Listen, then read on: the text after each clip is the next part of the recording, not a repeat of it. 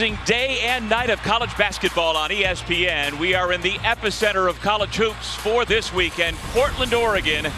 You're watching ESPN's Feast Week presented by Lowe's, and welcome to the Phil Knight Legacy Tournament. We've got three buildings involved in this Phil Knight tournament, and we begin with Duke taking on Xavier in our bracket's first semifinal game. Both of these two teams survived competitive games in the quarterfinals yesterday. The survivor today will get either Purdue or Gonzaga in the championship on ABC Sunday at 3:30. And welcome everybody, along with Corey Alexander. I'm Doug Sherman. So glad you're with us here today. And we get a chance to see Duke's Kyle Filipowski, who again yesterday in the quarterfinals really delivered for the Blue Devils. Well, Filipowski actually gave me permission to call him Flip, so I'm going to refer to him as Flip from here on out. But he was spectacular yesterday. 19 points, 14 rebounds for Flip, and he did the job in a number of different fashions, getting inside the painted area, posting up, using his finesse to score, and then finishing over top of the shot blockers, drawing the contact. But it was the three-pointer, the big three that tied the game at 45. Duke never looked back from there as Filipowski with a double-double put the Blue Devils on his back. And there you see the numbers for Flip as he gets ready to put another chapter in what's been an amazing freshman season at Duke. Meanwhile, for Xavier, Sean Miller is back, and he's got a veteran lineup. All of them delivered yesterday in the quarter. The balanced scoring was the key for Xavier, and it was Sule Boom in the first half, Kobe Jones in the second half. Both those guys got going. Adam Kunkel knocked down a big three for them in crunch time, and of course Jack Nunge getting the job done both offensively and defensively on Colin Castleton yesterday. And there is Nunge, the Iowa graduate transfer, 6th in the Big East in scoring at nearly 17 per game, over 7 rebounds a game. Another great matchup of bigs, which seems to be the case almost every time we see a game these days. Hey, that's what college basketball is all about. We've got a bunch of quality bigs in the game this season. We got to make sure we focus and showcase them every opportunity we get. And what a day of hoops. Following us, it'll be next door, North Carolina, Iowa State in the invitational bracket. 7:30, Kansas plays Tennessee in Atlantis. UConn, Alabama in the invitational at 9:30 Eastern. And then the nightcap, Gonzaga, Purdue, for the right to play the winner of this one Sunday for the Legacy Bracket Championship. We are underway. The Blue Devils in their blue, the Musketeers in their white. This is Jeremy Roach, the junior from Leesburg, Virginia. A rare field goal attempt for Derek Lively that wasn't a dunk. Well, Derek Lively, all of his field goal makes this season have been dunks. 8 of those. And right now getting an opportunity but unable to use the contact with Nunge for better. Do you think that was a concerted effort by Duke coach John Shire to get the ball inside on the first possession to Lively? Well, I'm not sure if it was about getting it inside to Lively more so it was for Roach to get into the painted area and be able to make a decision how they want to go. But, you know, we'll see Xavier most likely guarding Duke primarily man-to-man in this game, which we didn't see that yesterday. Oregon State guarded them with a lot of different defenses, mixing in zone and man. And it threw the Duke Blue Devils off from an offensive standpoint. Sule Boom nearly came up with the steal. There's John Shire in his first year at his alma mater as the head coach. He was the coach in waiting last year during the transition from Mike Krzyzewski.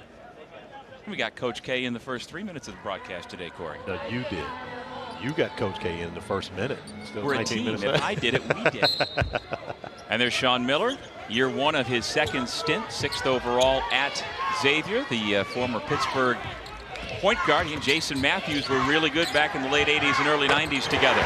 Filipowski, that's a great bit of action to get a clean look. And Filipowski struggled from beyond the three-point arc yesterday. We talked about the big three that he made, but that was the only three-pointer he made in yesterday's game. Started out 0 for 4 early. Gets off to a better start here this afternoon. Yeah, he is 10 for 28, so he can shoot it and make those shots. Nunge hands it back to Colby Jones, who gives it to Sule Boom. Again, all 5 Xavier starters averaging double figures. Nunge knocked off the spot with 10 to shoot, keeps the dribble, works on Lively. Wild shot.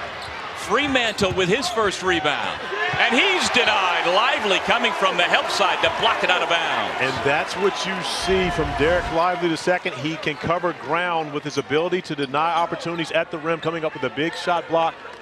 for everything that he's not yet doing offensively, simply because he's not quite in basketball shape, he still makes up for it on the defensive end of the floor. Under 10 to shoot for the Musketeers. Kunkel puts it up. Nunge tips to himself, can't corral it. Roach saves underneath, but he was on the end line. Xavier will keep with 20 on the shot clock. You see the effort by the Blue Devils to defensive rebound, and they say, you know, with Nunge on the boards, that's going to be a challenge, especially when you switch and you've got a big out contesting a perimeter jump shot. So it's going to be a challenge for the Blue Devils, who are a great rebounding team, to make sure they keep Jack Nunge off that offensive glass. Yeah, Nunge's every bit of 7 feet. Zach Fremantle, even a better rebounder at 6'9". Great size to deal with. But Duke certainly can go deep and tall. Mitchell 6'8", Filipowski 7 feet, Lively 7'1". Nunge trying to post up Lively inside. Instead, it's Boom out front. See Duke switching pick and roll actions on the perimeter, putting their bigs in position to where they have to go out and defend those guards. Fremantle spins over the right shoulder. No, there's Nunge crashing the glass. And Lively pulls it down. That's one Nunge will want back. Had an opportunity to get those second chance points on the board early.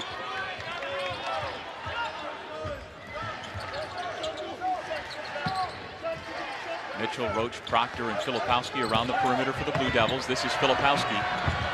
And the upstate New Yorker with a left-handed finish. Oh, you're going to claim him? That's what you're doing right now?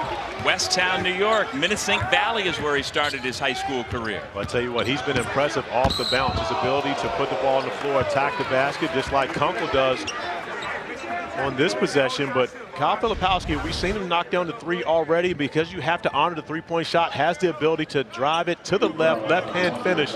That's a lot of skill for a guy listed at 7 feet tall. Difficult to guard.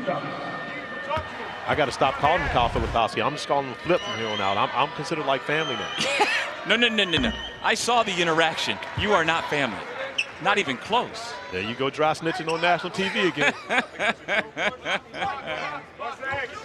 At the foul line, Adam Kunkel, who was very good in his first start of the year yesterday. 11 points, 5 assists in the win over Florida. Musketeers beat the Gators 90-83. Why do you think Kunkel's been moved into the starting lineup over Kiki Tandy? His ability to shoot the basketball. I think it's at the 3-point shot. He made a huge 3 for Xavier in crunch time yesterday, and I think he has that offensive confidence that Kiki Tandy doesn't really have quite yet. Tandy's been a marvelous story for Sean Miller this year, coming back from injury. The floater by Roach nearly goes down. Instead, it's Fremantle coming down with another rebound. Here is Fremantle. He is a weapon on both ends of the floor for Xavier. Boom misfires. Lively above the rest. Mitchell had a free run there. Proctor missed him. Uh-oh. Filipowski. Uh-oh. Making like his cousin, Corey Alexander. Hey, that's family, especially with the behind the back. Already 7 points for Kyle Filipowski. And 7 is the magic number. At 7 feet, the ability to go hard to the right, snatch it back behind the back dribble, the pull-up jump shot. You know, I had the opportunity to watch Kyle Filipowski in the Nike EYBL Peach Jam. I had no idea he had all of this. I knew he was good, but the off the bounce, that has been surprising. Yeah, he gets a lot of that from his mom. Becky Haggerden was the 1982 Parade All-American and New York State Player of the Year at Warwick High School, and went on to play at Long Beach State. She's 6'4", helped Long Beach State get to the Elite Eight before knee injuries curtailed her career, but she was the primary coach for both Kyle and his identical twin brother, Matt, who is a freshman at Harvard. Timeout with Duke up early. ESPN's exclusive presentation of college basketball. 7-4 lead for Duke here early on. And yes, we will continue talking the year of the bigs, even though Kyle Filipowski had a heck of a guard move right there. And last night, he elbowed his way into the conversation of the best bigs here with his double-double performance that put him in a pretty elite group of other Duke freshmen, averaging a double-double throughout the first 6 games. And here at the PK 85, he joined 4 others with double-doubles last night. Zach Edey from Purdue finished with a 24-12 night. He's going to face off against Drew Timme and the Zags later on tonight. And Doug, as you mentioned, it's a part of a 5-game day on ESPN Family of Networks. We're not talking leftovers. Heat us up a fresh plate, baby. Give me that gravy. I'm with you. And with those notable big men on the left side of your screen, there is the man of the hour, at least in this ball game. Young Mr. Filipowski off to a perfect start. And he's done it in so many different ways. Got the 3 to go early, showing off that shooting touch, and then driving it to the rim to finish with the left hand. But most impressive, the attack to the right, the behind-the-back dribble, the pull-up jumper, showing off all the skills as Ryan Young gets an easy bucket once he checks into the game, who also had a double-double for the Blue Devils yesterday. Yeah, 11 and 15 against Oregon State in the win over the Beavers yesterday. Colby Jones kicks it back out to Kunkel. Fremantle looking to go high-low. Young trying to keep the 7-footer off the block, and he gets called for the foul.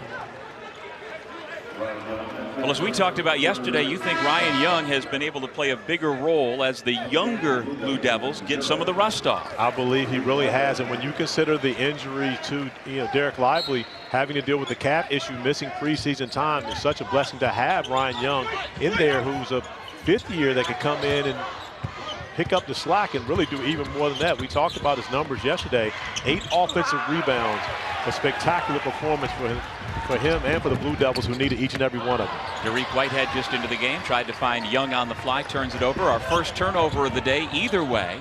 Jones, who had the hot hand yesterday from 3, buries his first attempt today. Yeah, coming into the tournament, he hadn't made a 3-pointer, but was lights out yesterday and starting to feel good about his 3-point shot.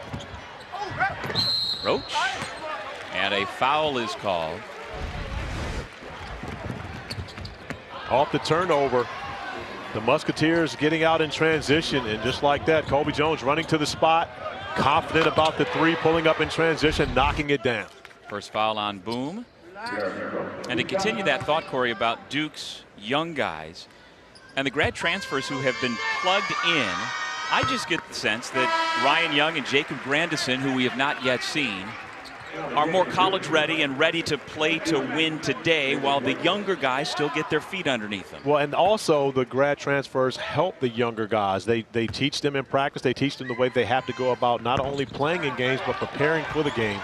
So, it's really been a benefit to Jon Scheyer to be able to have the grad transfers in there to usher along those younger guys who are going to be so important as this season goes along. For I would think roster construction, you'd almost have to have it if you've got such a big and talented freshman class. You have to have upperclassmen like that. Absolutely. And the fact that, of course, Ryan Young played at Northwestern for Duke graduate Chris Collins doesn't hurt. I mean, I'm not saying that, CC coaches exactly the way Coach K did or Jon Scheyer will, but I'm sure there are some similarities to many of the things that they run and the terminology that they use. Yeah, Ryan Young has talked about that, saying how he's had a much easier learning curve than you might think otherwise because of that. Shot clock at 1. Kunkel beats the buzzer. Tipped up, no. Fremantle goes after it, and he was fouled. And if it's on Ryan Young, that's his second. And indeed it is. I tell you what, the Musketeers are giving the Blue Devils a taste of their own medicine, though. They're doing a job on the offensive glass right now, putting a lot of pressure on Duke. Well, again, Nunge and Fremantle are very good to elite rebounders, combining for better than 15 a game. Fremantle's already had a triple-double this year, had a double-double yesterday. Nunge leans in. Lively wasn't there, and he lost his footing. But that was a smart play by Lively, pulling the chair on Nunge. Nunge looking for the contact against the freshman, but that time it's the young fella making the smart play, coming up with the turnover. Whitehead tries to turn the corner, goes behind the back. Good defense by Jones just to wall up. Here comes Sule Boom. The Euro step, and he draws the foul. That'll go against Jalen Blakes. You wanted to say, here comes the boom, right? We got to get it in there. There you go. We have seen a lot from Sule Boom the last couple of days that's very impressive. Young man out of West Oakland, California. Played his high school ball at Oakland Tech. Freshman year at San Francisco. Then he was All-Conference USA each of the last couple of years for the UTEP Miners. Had another year of eligibility thanks to the COVID year and decided to transfer into the Big East, and he's been a huge addition for Coach Miller. Confident young man. I love it about him. And you know he's looking forward to being able to play against the Blue Devils on this stage here at the Phil Knight tournaments. Well, when it was brought up to him post-game yesterday, his face just lit up. I'm going to be playing on ESPN against Duke. Yeah. Sign me up. We can expect a lot from Sule in this one. We saw a lot from him yesterday. 22.6 assists, 5 rebounds, couple of steals in the win over the Gators. Roach being guarded by Kiki Tandy, coming off the bench for a second straight day. Under 10 to shoot. Whitehead, that's a 2-point shot, and it's good.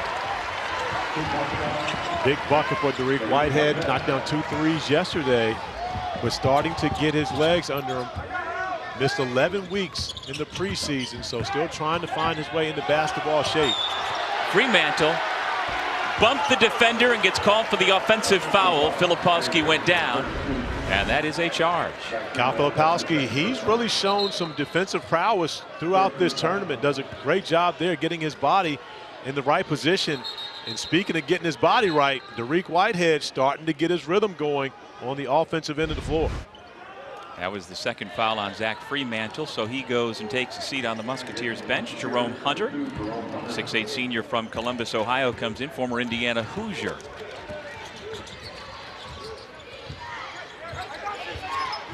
At the next whistle, Jacob Grandison will check in for the first time for Duke. Nearly 7 minutes in our first semifinal of the Phil Knight Legacy Tournament. Filipowski misses, Nunji with another rebound. Got to get up on that. Nunji missed that one, but they dodged the bullet. You're talking about a knockdown three-point shooter. You can't run back into the paint when Jack Nunji is trailing the play. So now the offensive rebounds, Corey, are Xavier 6, Duke 0.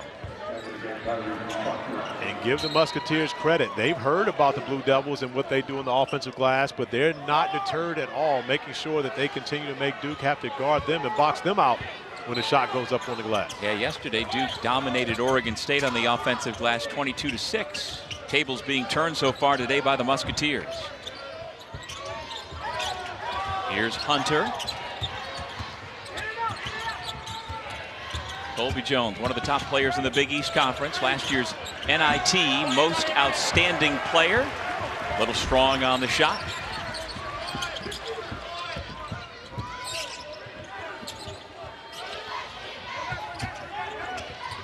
Tyrese Proctor, freshman from Sydney, Australia.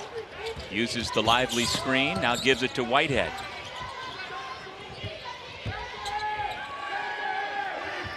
Proctor calls for a screen again. Under 5 on the shot clock. He puts it up. No, off the back iron. Here comes Xavier. Jones with his, or rather Claude with his head on a swivel.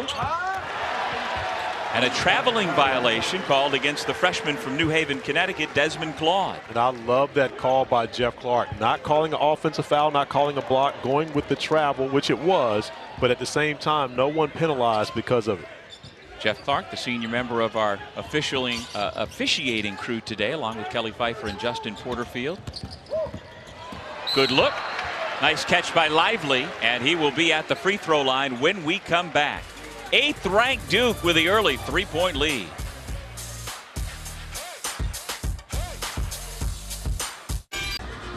Well, that will be part of this blockbuster ESPN lineup of college hoops we've got for the rest of the afternoon and through the evening. How about these Blue Bloods? We've got Duke in this game to be followed by Carolina in the next. Kansas is at 7:30 Eastern. UConn 9:30, Gonzaga 11:30. You didn't mention the fact that, you know, we're walking distance from the Carolina game. We can walk right through the hallway right there and go watch that. This is true. We've got, well, actually, we can't because we got to work. But you call this work? Okay, we've got to be here talking to national TV to America about basketball. Okay, there we go. But yes, we are in the current Blazers arena, the Moda Center, right next door to the Veterans Memorial Coliseum, which is where Bill Walton made his biggest name after UCLA. So the old NBA home of the Blazers also being utilized, as well as the Childs Center. We've got 3 different arenas going simultaneously with some of the best men's and women's college basketball to honor Nike founder Phil Knight. 3 seconds to shoot for Xavier, and they're not going to get a shot off. Stolen away by Jalen Blakes, who continues to be a pain on the floor for the opponent. Up ahead to Jacob Grandison. Well, if anyone thinks that the Duke defense is a fluke, you are finding out right now it is for real. Xavier 2 for 13 from the field and 4 turnovers now. Give the Blue Devils credit. Defensively, they are getting the job done. This may not be the scoring team that you've seen from Duke in the past, but defensively. Thank you, Derek Lively II, for backing me up. Right on cue.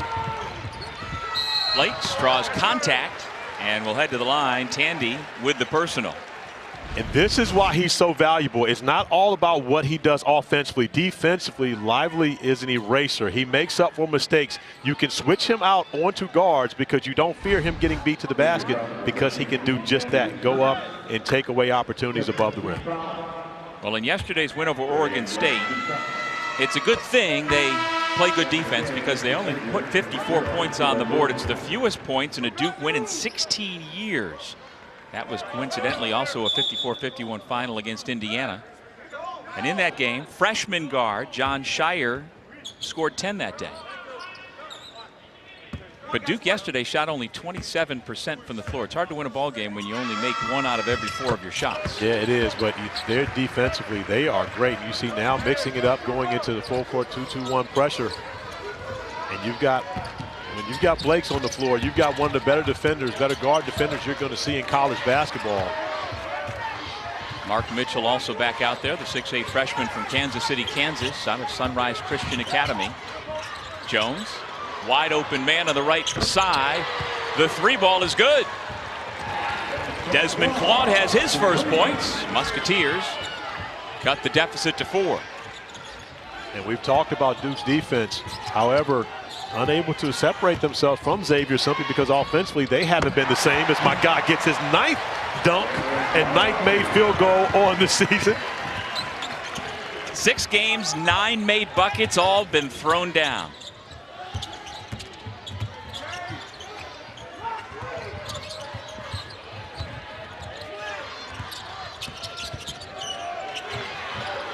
Claude and Tandy play catch on the right side. Deontay Miles got whacked across the face, and Lively is going to get the foul. Foul number 2 on Derek Lively II.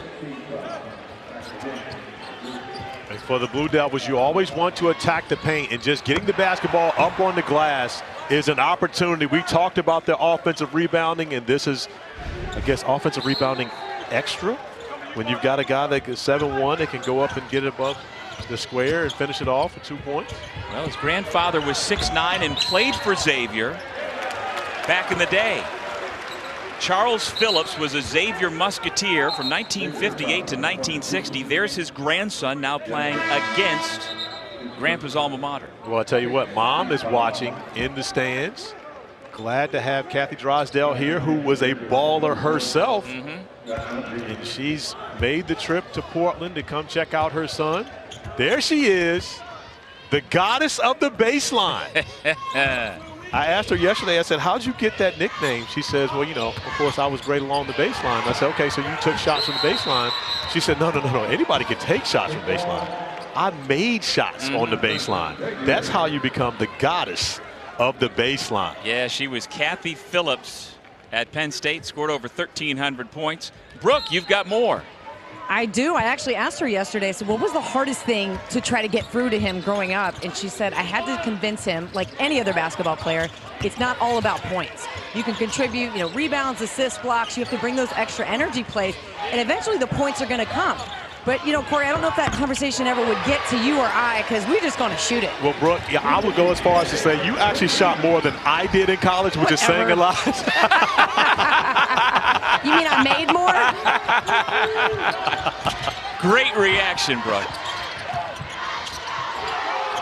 Nice pass. Filipowski, the assist. And the slam by Mitchell. And one of the things I love about this Duke group, especially when you talk about the freshmen, very unselfish. You got Derek Lively and Derek Whitehead coming in #1 and #2 nationally. But they're having to take a seat right now as Kobe Jones knocks down another 3. But they're having to take a back seat, honestly, to Kyle Filipowski. He has been the guy thus far, but yet you don't see any type of envy, none of that from these freshmen. They're all about trying to win.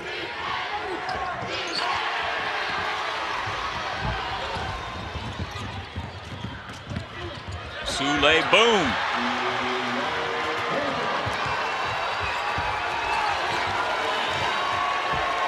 Tied at 20 apiece, just under 8 minutes remaining in our first semifinal of the Phil Knight Legacy bracket. You see the Xavier section standing up, one of the great followings in college basketball. The Musketeers support their group.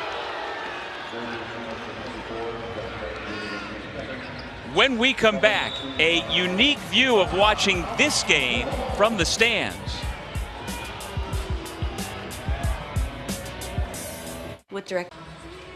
Back in Portland, Oregon.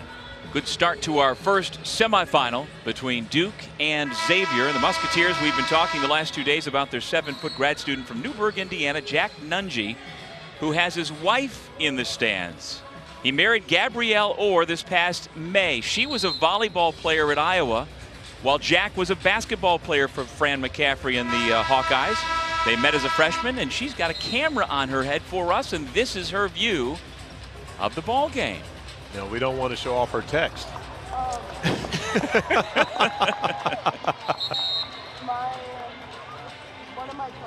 That is cool.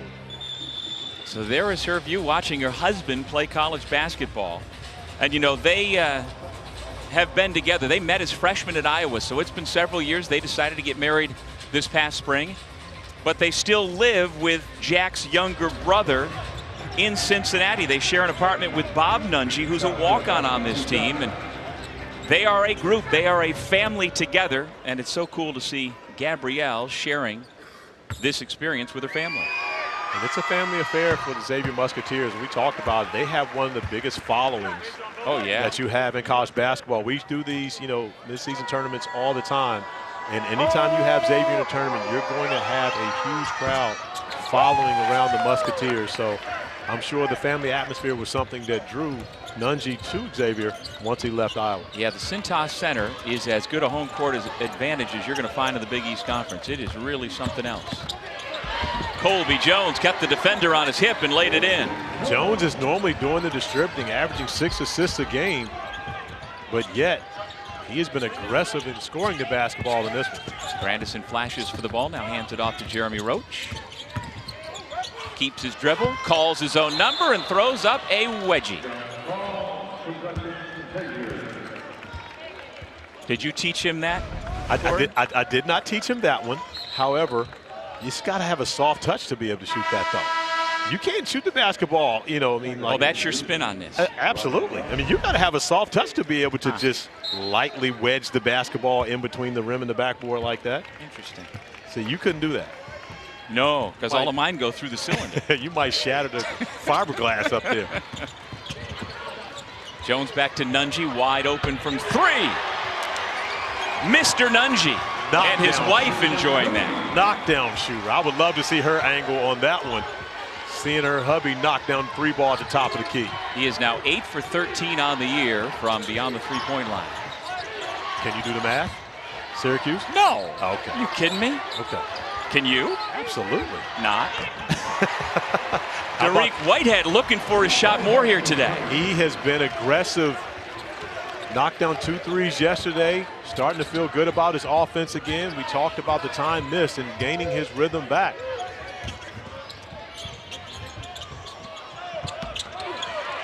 Well, Xavier had been heating up after missing 12 of their first 14 shots. Make 6 of their last 8 now after that bad miss by Tandy.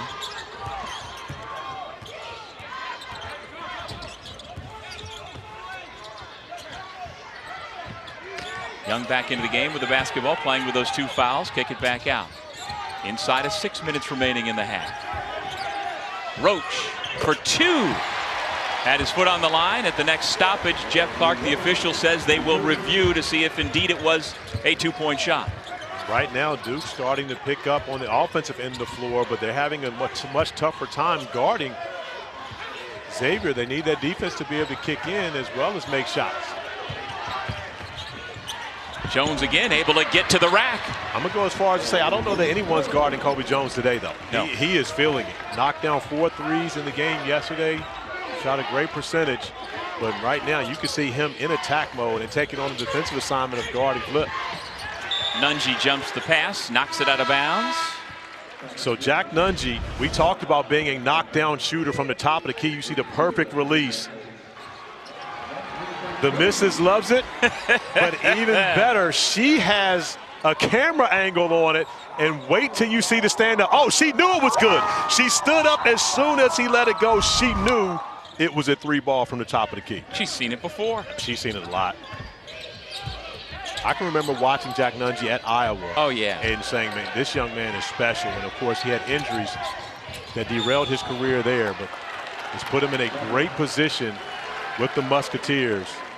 And Sean Miller in his first year back in Cincinnati to give them an opportunity to compete, not only in the Big East, but possibly in March as well. Yeah, the knee injuries that Jack suffered combined with the sudden passing of his father, Mark, who died in November of 2020, just 2 years ago, all combined to have Jack want to move closer to home. So Newburgh, Indiana is about 3.5 hours from Cincinnati, and Xavier was a good fit, and he has really flourished in a Musketeers uniform.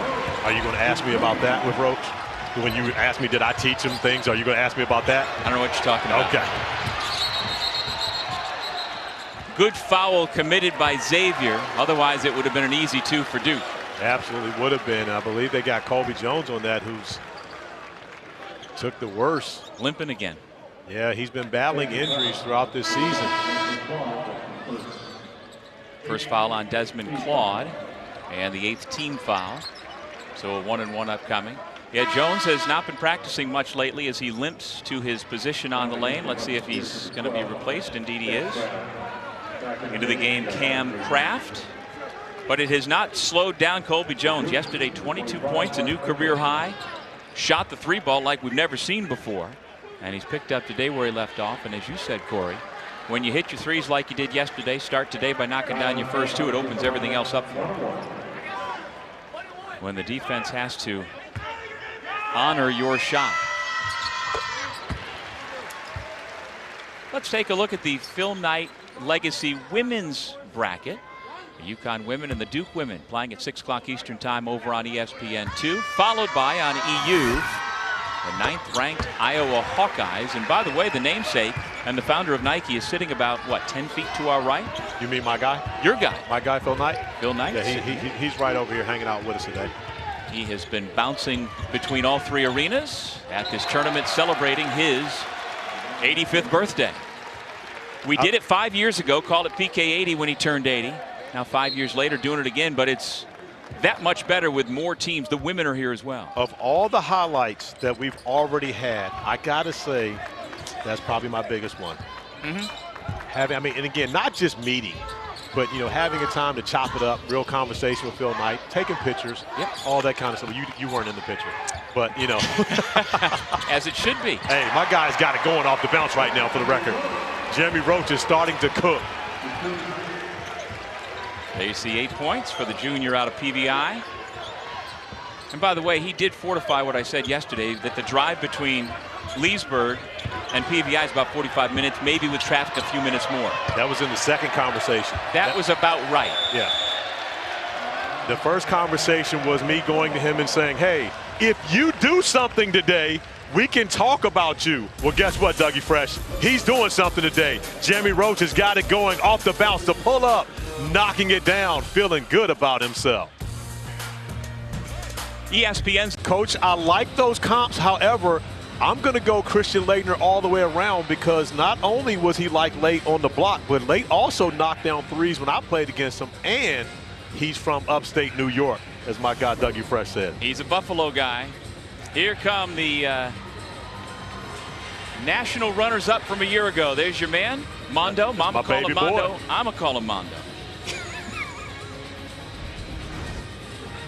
As the Tar Heels have gotten into the arena, is that a 2 or a 3? I see space between his toe and the line. So, yeah, I would say it's a 3, although the officials continue to look at it. So you taught him that? No, I will not take credit for teaching Jeremy Roach this. I give the credit to my guy, Darren McClinton, who is his trainer in the summertime. However, you talk about the drive to Leesburg. I did drive to Leesburg to go up and work with Roach, where my guy, Darren McClinton, didn't show up for the workout. So it was just me and Roach in the gym with his dad, Joe, who's in attendance today.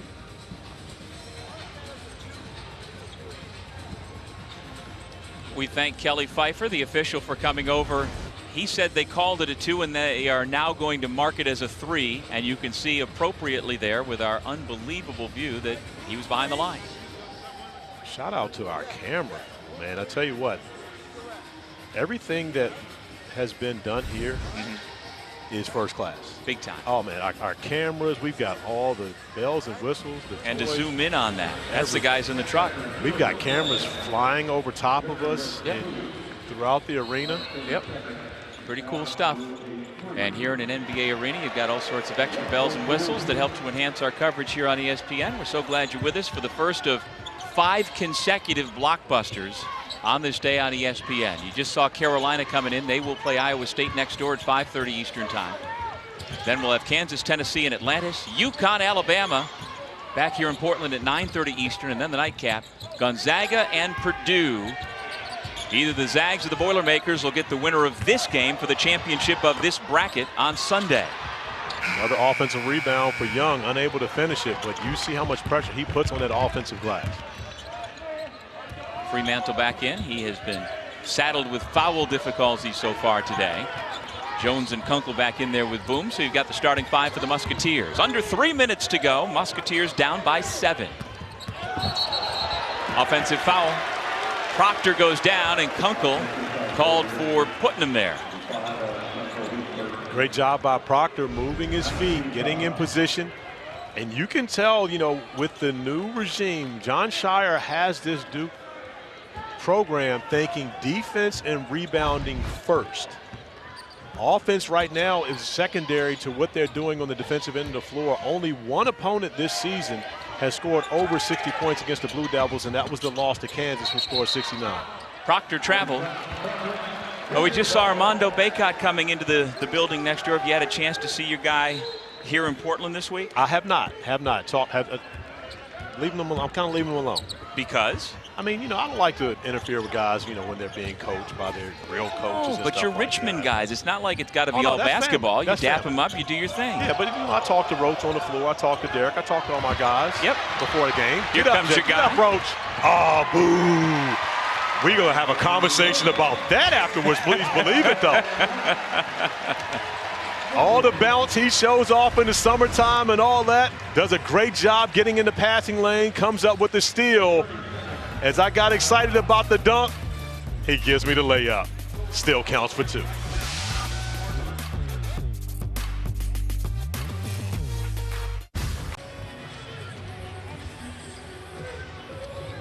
Back in Portland, Oregon, Duke opening up a 9-point lead on a 9-0 run. And here's the rest of the lineup we've been talking about. Armando Bacot and the Tar Heels take on the Cyclones at 5:30 Eastern.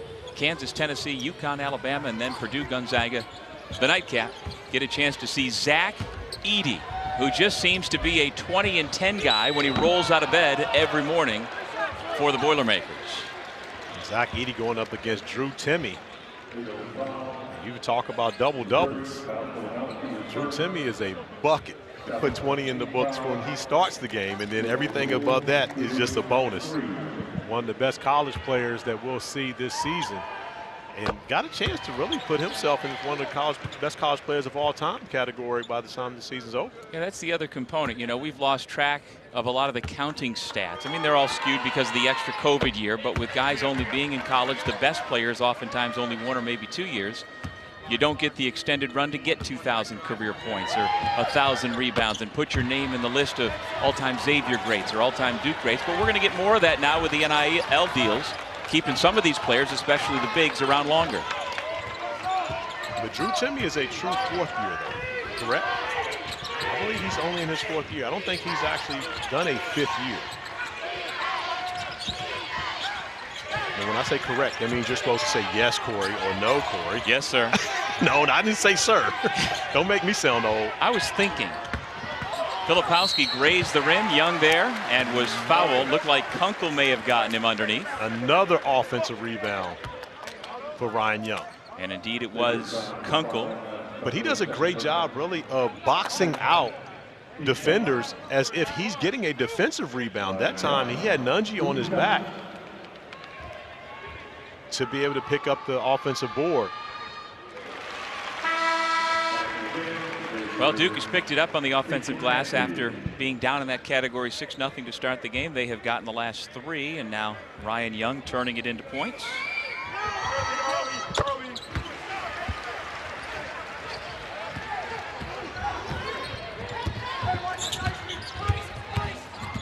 Claude uses the screen from Nunji. See Duke defensively switching pick and rolls, allowing their bigs to go out and trusting them to guard perimeter players. And right now, Xavier not able to take advantage of it. Whitehead called for the foul. He had been matched up on the switch underneath with Nunji, and the Musketeers never found it. And then the freshman from Newark, New Jersey picks up the personal. And so it's a 1-and-1 coming up for Souley Boum. He began the day 70 points shy of reaching 2,000 in his career. 1 year at San Francisco, since then at UTEP. And now is 1 year at Xavier, averaging 15.6 points per game coming in. I'll tell you, this Xavier team can be dangerous, though. When you think about Boum and Jones on the perimeter, Fremantle and Nunji up front, they've got a lot of firepower on offense. Right now, though, they're struggling to be able to defend the Blue Devils, who've gotten it going offensively after a tough shooting performance yesterday. Duke shooting close to 55% from the field here this afternoon, which is just about double what they shot yesterday in their win over Oregon State. Under a minute to go in the half. Mitchell attacks from the baseline. All set up by Jeremy Roach, attacking the paint, forcing the help, and then getting Mitchell a lane right down to finish.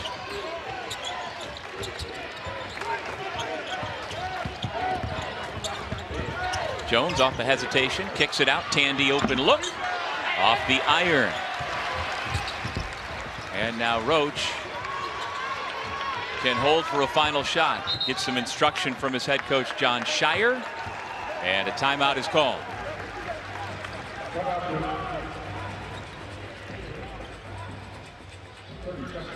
Dribble penetration by Jeremy Roach. Miscommunication on the screen and roll action leaves the paint wide open as Mitchell's able to find his way. And you see Souley Boum expecting to down or ice the screen, communicating with Miles about how they're going to guard it. Boum jumped to the top of the screen. Miles went the wrong direction, opening up a lane for Roach on that possession. Allowed him to kick it over, and Mitchell getting downhill. No help right there to contend with him at the rim. See Sean Miller on the right. And John Shire in his huddle on the left. Let's take a look at your guy number 3 in blue today. Well, Roach has gotten it going here offensively. Knocking down the 3 off the pull-up, and everything he's done has been off the dribble, but finding the range, creating separation. Once again, the pull-up, and then getting out in the passing lane to steal, and yes, the layup. We always talk about his bounce. Perfect opportunity for him to show off his bounce. Didn't do it. Young man in a long line of high-level Duke recruits from the DMV. Johnny Dawkins, Tommy Amaker, Danny Ferry, Grant Hill. Oh, no, don't bring that guy up. My guy G. Hill, who was watching yesterday from Michael Stewart's house, who happens to be the father of prize Duke recruit Sean Stewart. And then I texted him this morning and said, "Are you watching today?" He says, "Yeah, we just arrived in the Bahamas." Wait, what? I tell you what, can't hide money. Cannot hide money. My boy has that. Well, I've always said I am a huge fan of Grant Hill's wife. I'm going to need you to rephrase that. But Grant did get to the Bahamas in time to be able to catch the tip of this one. Nice finish by Sule Boom. His first made field goal after getting it done from the line. Roach from midcourt. Good finish to the half on that last possession by Xavier to cut it to 6. But it's Jeremy Roach and the Blue Devils on top. Our score 40-34.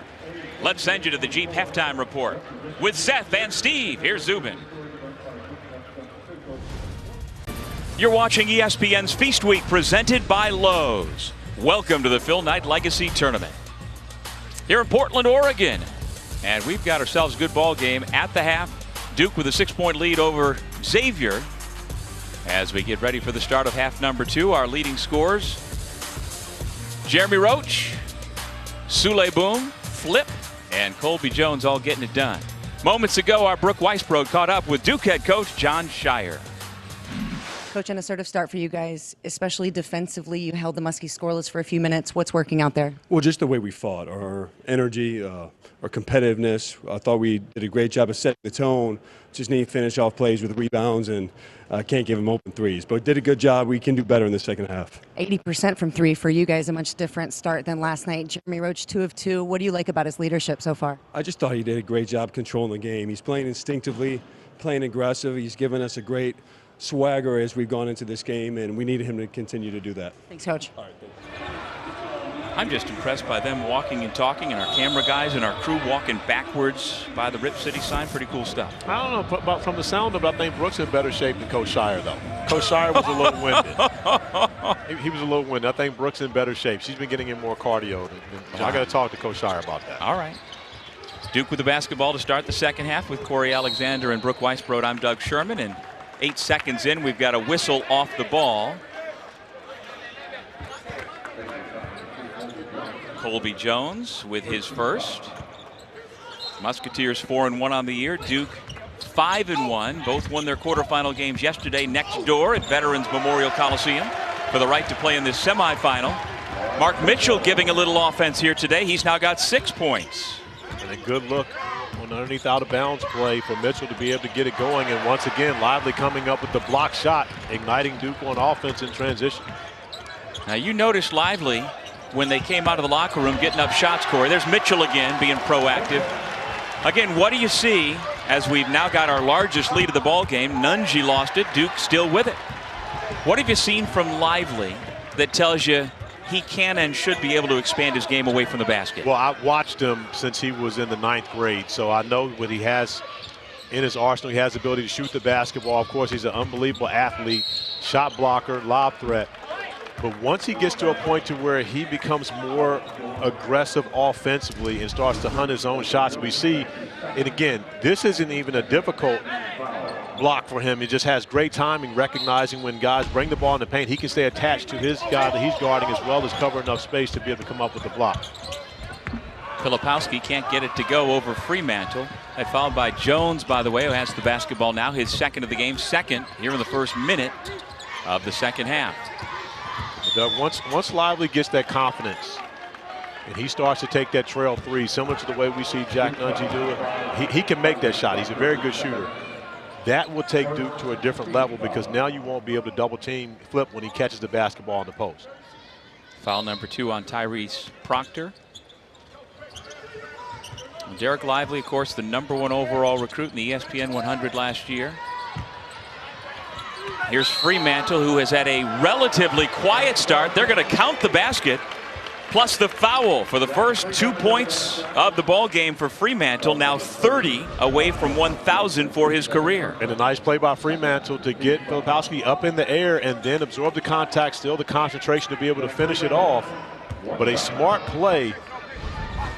Fremantle not going to be able to go over top of Filipowski, so he has to go around him and is able to do it, but unable to finish off the free throw for a 3-point play. And he got foul number 2 called on Filipowski, who stays in the ball game. Roach goes through the legs, gets by Boom into the lane. And that's how Jeremy Roach has to play. Whenever defenders are going to pressure you at half court, you have to just go by them at times. And then he defends at the other end to draw the charge against the Musketeers. Jeremy Roach getting it done on both ends of the floor, and this is the way you have to go against pressure. If players are going to pressure you at half court, every now and then you just got to show them I can beat you, and then beating them to the spot on the other end of the floor. Jeremy Roach getting in position, absorbing the contact, taking the charge, like all great Duke point guards have done. Mm-hmm. And I got Wojo in the studio. You do? Hey, see, Wojo used to do that.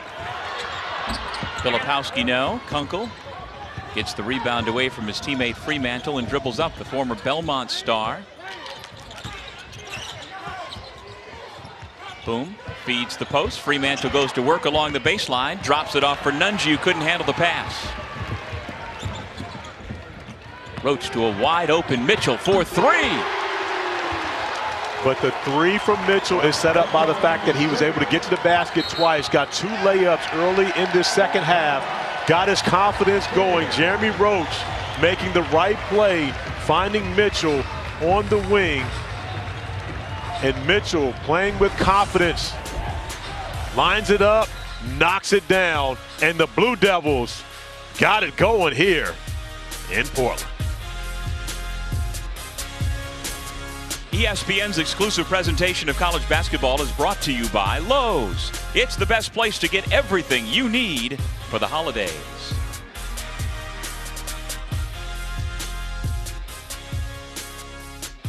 Yacht here in Atlanta's play for a championship tonight. What concerns you about Tennessee? Well, everything. Size, them ducking in their big guys early in offense. They're really good at that. And then, they got some guys on the perimeter that can just go make plays. And they can bring in speed on speed. Yep. And then they got heady, and probably about as good a guards as we'll face all year. So it'll be a tough challenge. Coach, hate to tell you this. Oh, I didn't know that was in the We're on a background. Tennessee yacht. It's a friendly tournament. Well, first off, Jimmy's accommodations. Things have been first class here in Portland, but goodness, if that's where he's staying, wow. Zach Fremantle with the bucket. So that gives you a little preview of the third of our 5 games here on ESPN today. We'll be followed by Carolina, Iowa State next door, then Kansas, Tennessee, UConn, Alabama, Gonzaga, Purdue, and it's the Zags or the Boilermakers who will get the winner of this game in the championship of this bracket. And how about the Alabama-UConn game? Wow. Where both coaches, Danny Hurley and Nate Oates, both started out at Nike Elite High Schools. St. Benedict's for Danny Hurley, Romulus in Detroit for Nate Oates. So, again, the Nike brand is strong throughout all levels of basketball, not just college, not just NBA, but also high school Nike Elite. My guy Tony Dorado does a great job with that. That was less than a decade ago for Nate Oates. He was at Romulus High School, I think 9 years ago, then got to be Buffalo's assistant under Coach Hurley. Then was the head coach of the Bulls before moving on to Alabama. Under Bobby Hurley. Yeah. Yeah, because remember, he's coaching against Danny Hurley. Right, I didn't mean to confuse the two. The brothers. Danny at UConn, of course. Bobby at Arizona State. Our producer, Ian Gruca, certainly happy the Sun Devils off to a good start to the year. His alma mater.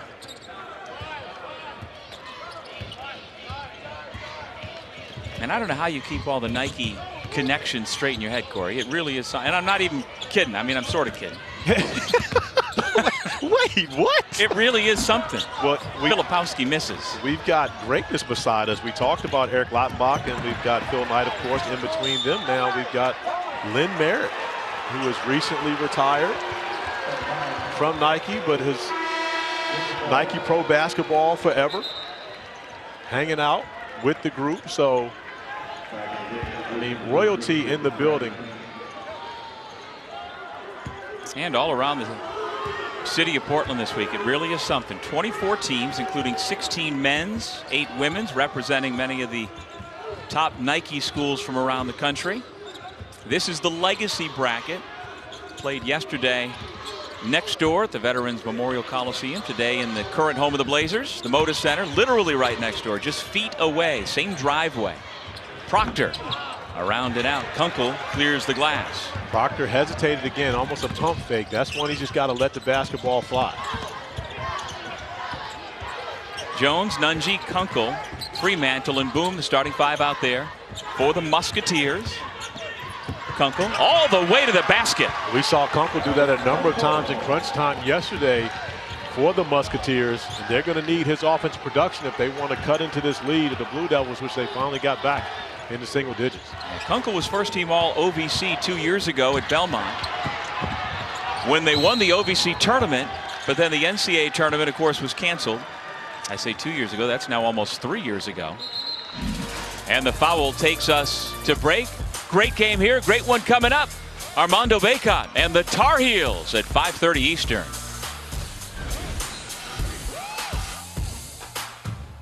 Hubert, there are a lot of things you wanted your guys to work on after that Portland win. What's been the message coming into this matchup against Iowa State?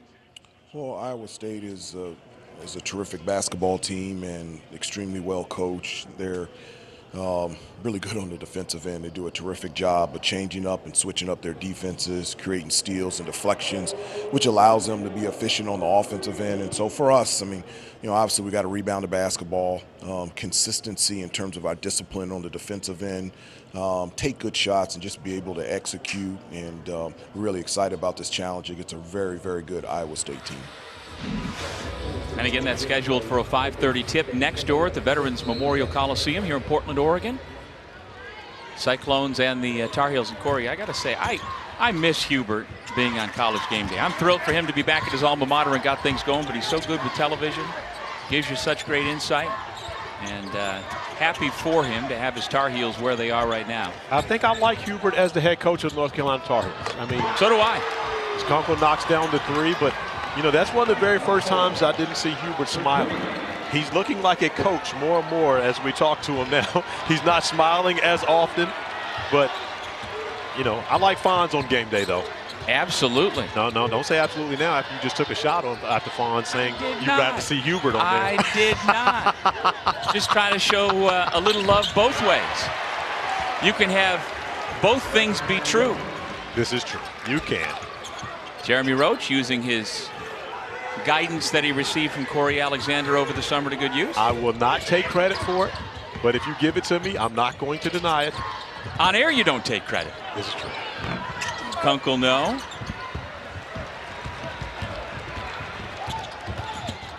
Blakes to Mitchell, who has really picked up his offense here in the second half. Trying for the assist. Grandison, big offensive rebound, and back out to Young. And Duke, even though they've shot the basketball well, still really hasn't separated itself from Xavier. In this game, Xavier just hanging around, trying to find a way to make some plays. And another offensive rebound for the Blue Devils. Only one freshman on the floor currently for Duke. That is Mitchell, who in the first three halves of this tournament had a total of 5 points. In the first 2.5 minutes of this half, this man had 7 points. That would have timed out nicely if he had knocked down that shot. It would have been perfect timing, but it was a great timing for a defensive stop for the Musketeers. You cannot back off of him. That guy is a knockdown shooter. Fortunate once again as Nunji misses, but this one should have got another opportunity. Boom, good shot fake. Found an opening in the defense and buried it. Just like that, it's a 6-point game. We mentioned Duke unable to separate itself from Xavier. Xavier doing the job defensively, even though Duke is getting multiple opportunities on each trip with the offensive rebounds, unable to capitalize, and boom, off to his tricks once again. And John Shire does not like that. I believe we could see a timeout on this one. It's an 11-2 Xavier run, trimming what was a 13-point deficit down to 4. We talked about Souley Boum and what he's been able to add to the Xavier Musketeers lineup. Not a true point guard, a score-first point guard, but also a wizard defensively, getting out into the passing lanes, turning defense into offense, and just like that, it's a 4-point game. Xavier on a 7-0 run. Now, Souley was back at his hometown Mosswood Park in Oakland. You think he tries to dunk that on the breakaway? I think so. I would assume so. But, Souley's a 5th year in college now. So, you know, man, that's one of the older guys in college basketball right now. So he's been through a lot of practices, a lot of workouts. Maybe the legs aren't there, you know, with 12:48 remaining here in the second half. And it is back-to-back also. It is. 55 points, now shy of 2,000 for his career. As we saw the managers for the Xavier Musketeers, there was some spillage on the floor during that timeout. Gatorade or something. Colby Jones also getting in the mix, helping out. We came into this game thinking about the bigs when we talk about Nunge and Fremantle up front. Oh, this is why Colby was helping. Oh. Does Colby have to go through a uniform change on that one also? Although he's not responsible for understanding whether that was screwed on tight or not. That's the assumption when it's handed to you, right? Yes, that is the assumption. Grandison into the post. Filipowski, who got off to a quick start offensively to begin the game, with a nice looking jump hook. And that's where you go when things aren't going well for you offensively. Get the basketball into the post to your best player, Filipowski, who's able to finish over the top and give you a little bit of separation, a little breathing room. So maybe that snaps the momentum for the Musketeers, who had rattled off 11 out of 13 points to get back in it. Kunkel again turns the corner. This time Young comes over to cut him off, but can't stop him. Count the basket and one. I'll tell you what, when Kunkel gets a full head of steam going downhill to his right hand, he is a problem. And you see off of the dribble handoff, he was not going to be deterred by any of the bigger defenders of the Duke Blue Devils. He had his mind made up with the defender behind him. He was going to attack Young, and he did it very well. Well, Adam Kunkel's father, Greg, played football at Kentucky. Adam grew up in Hebron, Kentucky, and transferring from Belmont back to Xavier, a little closer to home. Of course, northern Kentucky. There's suburbs of Cincinnati along the Ohio River. Kunkel now with 12 points, 8 of them in the second half. Yeah, this is now a one-possession game. Blue Devils up 3, and right now Xavier's starting to find their rhythm offensively. Whitehead just lost the basketball. Kunkel comes up with it.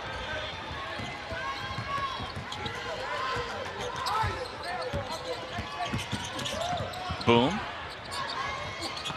Pass deflects off the leg of Whitehead. Here comes Blakes. Contact. Count it! And one. And the Musketeer is down. You see Adam Kunkel giving up his body. Big bucket with Jalen Blakes coming up with the steal. And more importantly, turning the opportunity into a bucket. Jalen Blakes coming up with the loose ball.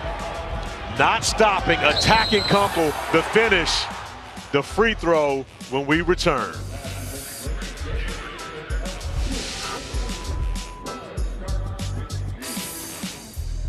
One of 4 separate tournaments going on simultaneously around the city of Portland this week. 4 brackets, 2 men's, 2 women's. We are having 32 games played in a 3-day stretch, Corey. If you love basketball, this is the place to be this weekend. And if you can't be here, tune in and watch, because we've got it all covered on the ESPN Family Network. All right, Corey, I'll ask you this. Yesterday, we watched Duke struggle to score the basketball, and they win. They won it 54-51.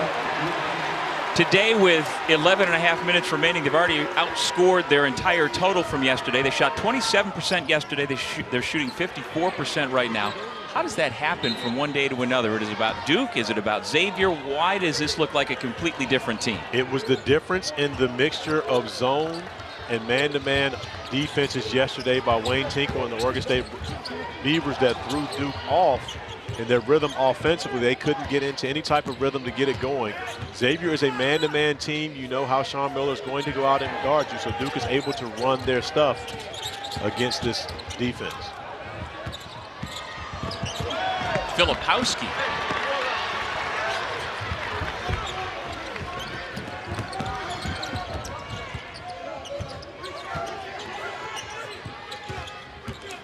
Nunge goes to the left hand, no. The follow is good, and the foul to send Jerome Hunter to the line. And another offensive rebound for the Musketeers. And even though it's only the 8th offensive rebound,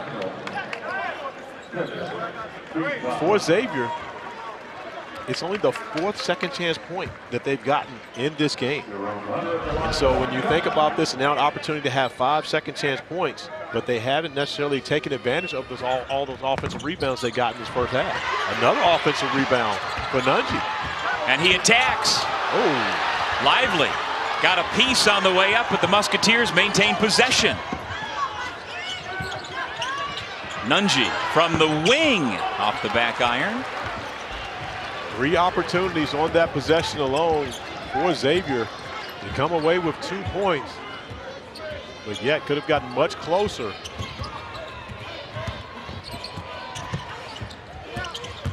Filipowski spinning on Jones, double team. Mitchell keeps that pivot foot. Ball knocked out of bounds, and Duke will keep it. 7 on the shot clock.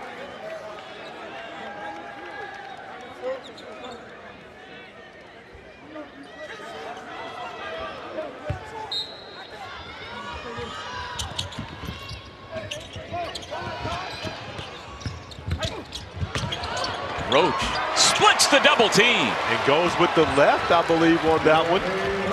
Getting into the painted area, and that's where Jeremy Roach is different as a player. When he's attacking and getting downhill, not just relying on his jump shot, he becomes a much better basketball player. That's a nice post entry from the top of the key. Nunji, though, couldn't get the roll. Lively called for traveling. Fell to the floor with possession of the basketball. Jeremy Roach had the opportunity to settle for a jump shot with the shot clock going down, but does the right thing and attacks the basket, splits, gets to the left hand, and finishes off amongst the trees, and a big bucket for the Blue Devils to put them back up 6. There's young Mr. Roach out of PVI, the 18th rated recruit out of high school 3 years ago. Quick first step by Boom, but Roach recovered and knocked it away. The possession arrow stays at this end on the held ball. And they're going to have to wipe up the perspiration off the floor. You know, made me think we saw coming out of break a picture of John Shire and a shot of Sean Miller. This is not the first time they have squared off as Xavier versus Duke, as you pointed out this morning, Corey. 14 years ago, Shire scored 23 points to lead Duke past Xavier in Sean Miller's first stint as the head coach. That was an epic matchup at the Meadowlands. It was number 7 Xavier against number 6 Duke, and Shire's Blue Devils blew out the Musketeers that day. Now, you're telling the world that I do research. My boss, David Seisler, does not think I do any research, so you told a secret. I don't like for people to know that I actually do research on these games. We were shocked as well. The rest of us on that text chain didn't. I mean, we figured somebody grabbed your phone from it. I just wanted to see if we can get video from it. But, yeah, Shire put up 23. And that's the only game that Sean Miller has ever lost to Duke. He was 2-0 as the head coach at Arizona versus Duke. But the only game he's ever lost coaching to the Blue Devils was that game where John Shire went for 23 at the Izod Center in East Rutherford, New Jersey. Yeah, and Coach K at the time called that a magical place for us. They used to play games, as they've always come up to the metropolitan area, play at the Garden, now play at the Barclays Center. That was part of the stop in the Meadowlands. And as Coach K said, that was a magical place. That was a magical day at the expense of Sean Miller and the Musketeers. Gerald Henderson also had a nice game, 19 points. Pretty good squad.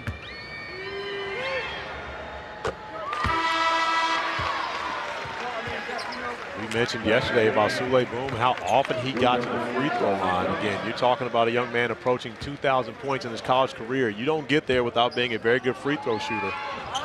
And knocking down that third 3 makes it a 1-possession game. Once again, Xavier back within 3 and looking for a stop on the defensive end. And both of their primary ball handlers, he and Colby Jones, shoot it at 85% from the line. It's a great combination.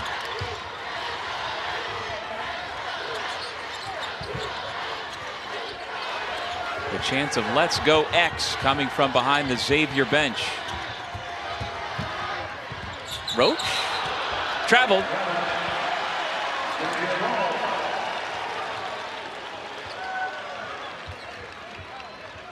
Xavier stepped it up defensively over this last stretch.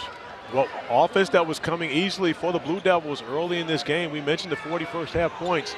has been much more of a struggle here in the second stanza. Claude brings it up. Boom sets a screen for Jones, who's got it on the right side. Fremantle looking to post underneath. They get it to him, working on Young. Zach Fremantle. No, and Young wins that battle. How about the quick feet to avoid the travel by Blakes? He goes end to end but missed the layup. That's one Blakes has to give up, though. I believe he got bailed out on that possession, but when you got Young running with you that way, you got to give it to the big fella. Allow him to finish it off. You see Ryan Young, who comes up with the steal. He has to get that basketball. Allow him to go finish it.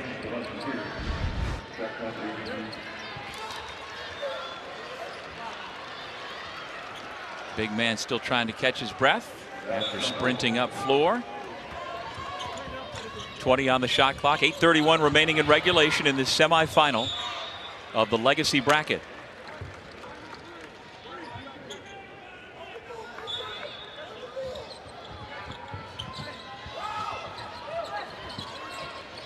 Mitchell, Young, Filipowski, Roach, and Blakes out there for Duke. Roach probing, spinning, shooting. Good! That's a tough bucket, Dougie Fresh. Jeremy Roach not settling once again, getting to his spot, showing off the elevation, raising up and knocking down a big bucket.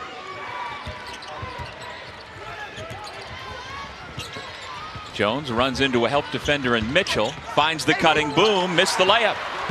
Big missed opportunity for the Musketeers. Can Duke make them pay at the other end? Under 8 minutes to go.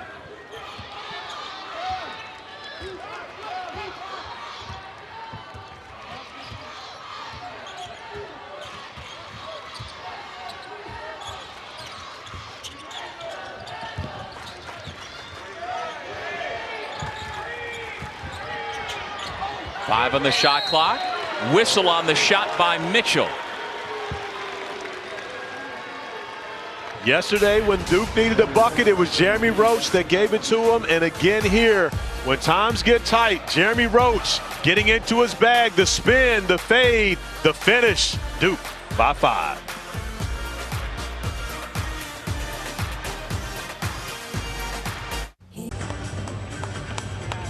Welcome back to Moda, and we talked to you yesterday about how much Jeremy Roach has embraced leadership after losing to Carolina in the Final Four last year.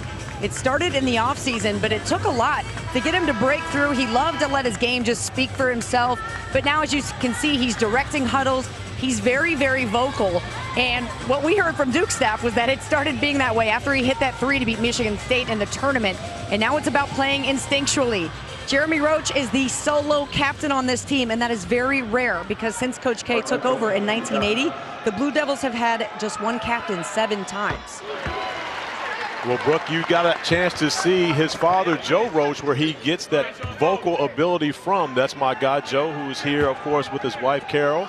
The Roach family making the trip out to Portland to support their son, and, of course, they are his biggest fans, and Dad is also his biggest critic. Mom is my biggest critic because she tells me if I do a Duke game and they lose, she doesn't want to talk to me afterwards. So, I mean, not as though it's my fault, is it, Doug? Are you sure? As Boom nails the 3, sure that's the only reason she doesn't want to talk to you? No, she talks to me a lot before the game. Okay. Sule Boom with a big 3. Once again, a 1 possession. But for Xavier, they haven't been able to get over the hump, and a lot of that has to do with Jeremy Roach making the right plays, getting downhill that time, recognizing the big coming over to block the shot, dropping it off to Young for the easy one. Yeah, he gets the assist. Young now with 6 points. The lead back to 5. Claude on the switch has Young defending. Boom, checked by Mitchell.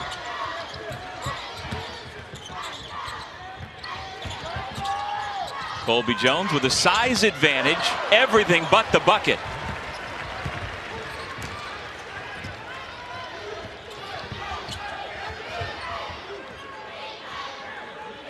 Roach checks in with the Duke bench.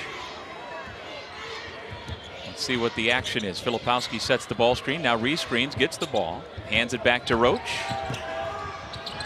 Keeps that pivot. 5 to shoot. Here goes Filipowski. Spin to the baseline, lost his footing. Musketeers coming back the other way. Filipowski trying to shoot that, didn't get the travel, allowing Xavier to get out in transition, and they get the transition bucket. If Filipowski doesn't try to shoot that shot and there's a traveling call, it's a dead ball turnover, and now Duke is not having to play with the advantage. I understand not wanting to turnover, but still. And instead, Des Claude with a tremendous move to make it a one-possession ball game. 5.5 to go. Mitchell into Young. Bodied up by Nunji. This fifth-year player going to work. How valuable is Ryan Young to this Blue Devil squad? We saw him down the stretch yesterday. John Shire going with the veteran, the fifth year, over the freshman to finish games. Sule Boom fouled by Roach before the shot. Did I mention that both of Ryan Young's parents were athletes at Syracuse University? So Ryan Young catching the basketball in the post does a great job of shielding off Nunji, the shot blocker. And I just went away from your comment because I don't want to talk about your alma mater. Superior. Because Ryan Young graduated from Northwestern. Superior athletic genes. Father Patrick on the crew team. Mom Tammy played volleyball at the women's building, where I spent more time playing pickup ball than I should have. Sule Boom getting back to the free throw line and doing work. 65-62. Back in that same situation. Still a three-point cushion for the Blue Devils. And right now, can Xavier get a stop to try to put a little more pressure on Duke? Here goes Young. Once again, trying to take advantage of his size and skill. Mitchell with the putback.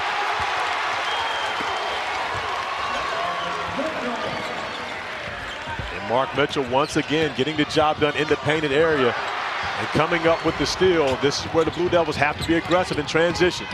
Mitchell, not this time.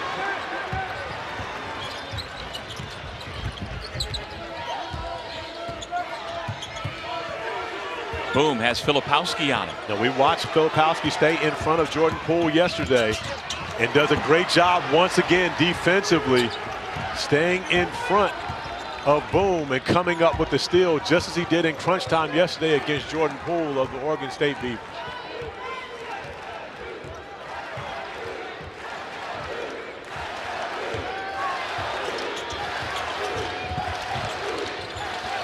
Proctor into Young again. There's the cutter. Nice find. Oh. Beautiful offense, but the ball just rimmed out.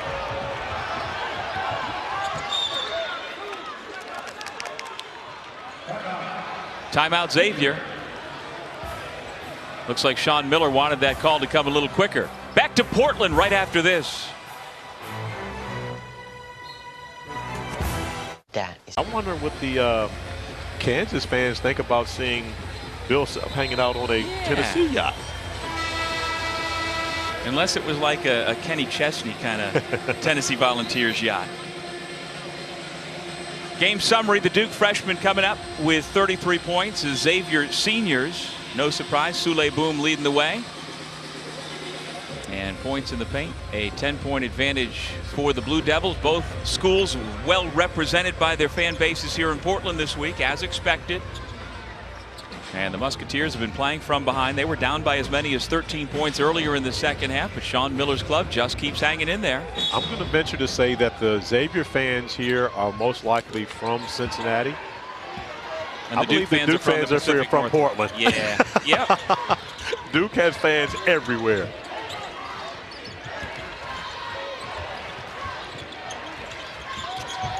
Tandy back in, out there with Boom. Here comes the Nunji screen. He rejects it. Boom right to the basket. Blocked, out of bounds. I think it should be Duke basketball. I believe so. Young smacked that basketball down, and it does hit Boom on the way out. The great job. It goes right off of Boom's forehead.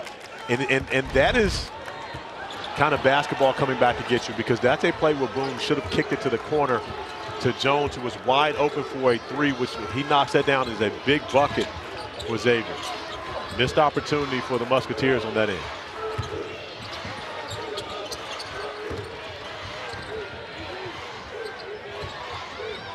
In they go to Young again with 7 on the shot clock. Kick it back out. Cross court Mitchell. Blakes from the corner. Shot clock went off, did not reset after hitting the iron. We've got a held ball, and they should probably wind up doing something with the clock.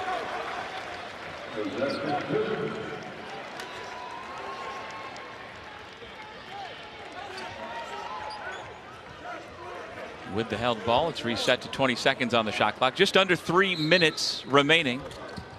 Duke keeps possession.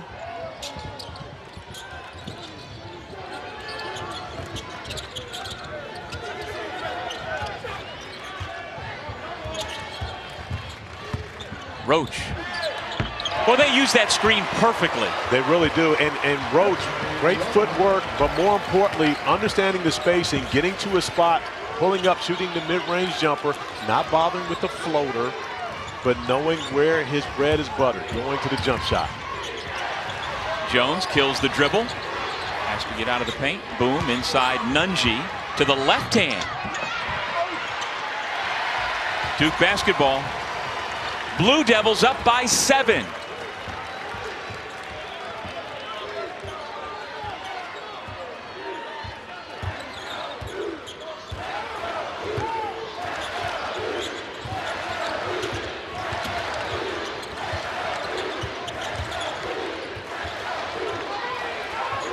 Roach calls for another screen from Young.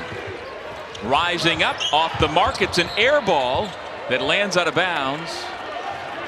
And so Xavier's defense gets a big stop. But even though Duke does not score on that possession, they do take off 28 seconds off the game clock.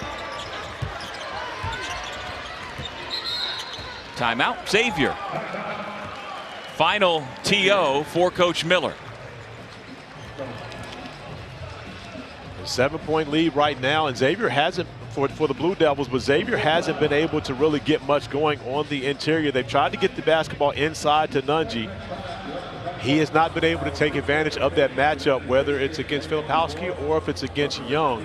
Duke defensively has gotten the better of those matchups, and Sule Boom has been quieted at the end of this game. Give Duke's defense a lot of credit. They haven't given up 70 to an opponent yet this year. But on the offensive end of the floor, they've gotten a heroic performance from Jeremy Roach, who has showed up big time here in the semifinal.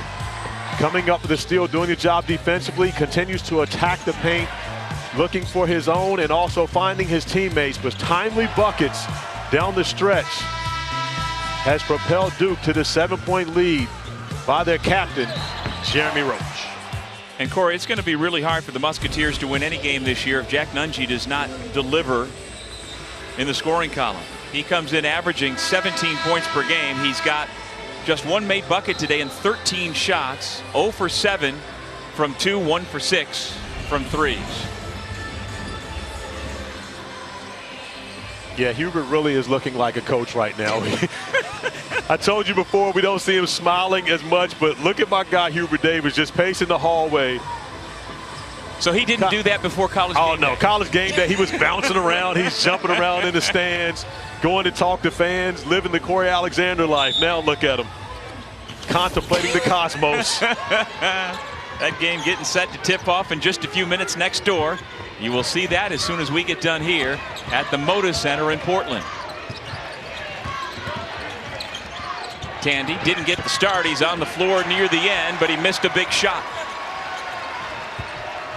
And now again, Duke will look to work some time off the clock. Roach comes to get the basketball with 20 on the shot clock.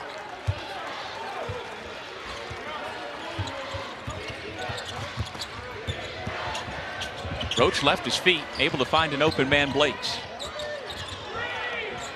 Back to Roach along the baseline. Nunji tips the rebound to himself. 1 minute to go in regulation. Another possession where Duke was able to kill a bunch of time.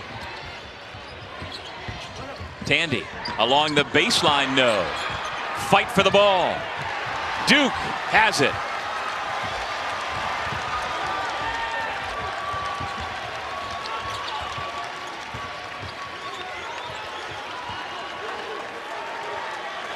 Looks like Sean Miller is saying go foul him. Duke now playing keep away. Mitchell is fouled, but a lot of time came off the clock.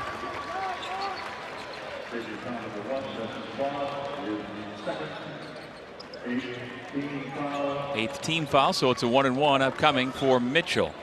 Well, he's done a nice job in the second half scoring the basketball. He really has. The first possession of the second half got an easy one, and then that opened things up for him. Got another attack to the basket, knocked down a three.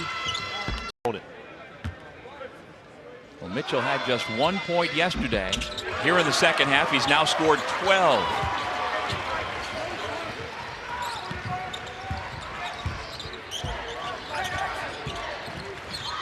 Under 20 seconds to go. Going to take a miracle for the Musketeers. Boom, drives and dishes, and Nunji foul down the way up.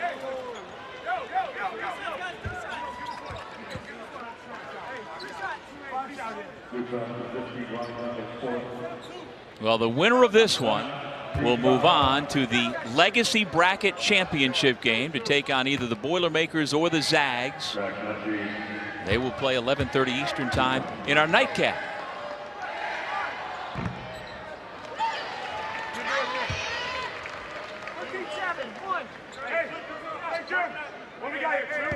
I have to mention that the Blue Devils are the reigning champions of the PK80 event, and looking like they will have an opportunity to defend that title on Sunday to see if they can also walk away with the PK85 crown, which is actually the Phil Knight tournament.